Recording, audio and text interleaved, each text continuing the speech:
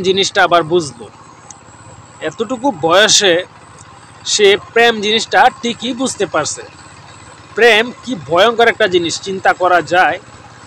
যখন এই মেয়েটা পালাইছিল, অবশ্যই তো ছেলেটাকে জোর করে নেয় নাই, তার ইচ্ছা ছিল সেই গেছে, তাই না?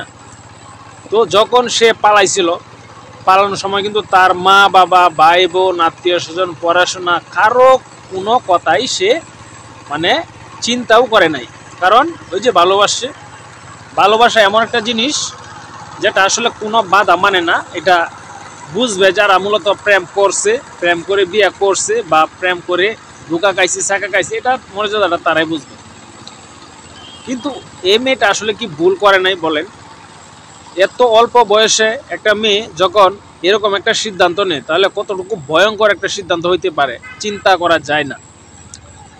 এটার জন্য আমাদের যে গার্জিয়ান আছে, গার্জিয়ানের আরও অনেক সতর্ক হইতে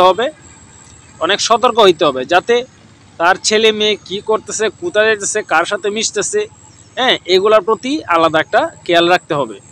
তাহলে ইনশাল্লাহ এরকম ঘটনা আর নেক্সটে কখনোই ঘটবে না। তো যাই হোক, ভিডিওটা যারা দেখতেছেন, ভিডিওটা একটু বেশি বেশি শেয়ার করে দিন এবং আমাদের পেজটা ফলো দিন এবং আমাদের চ্যানেলটা সাবস্ক্রাইব করবেন।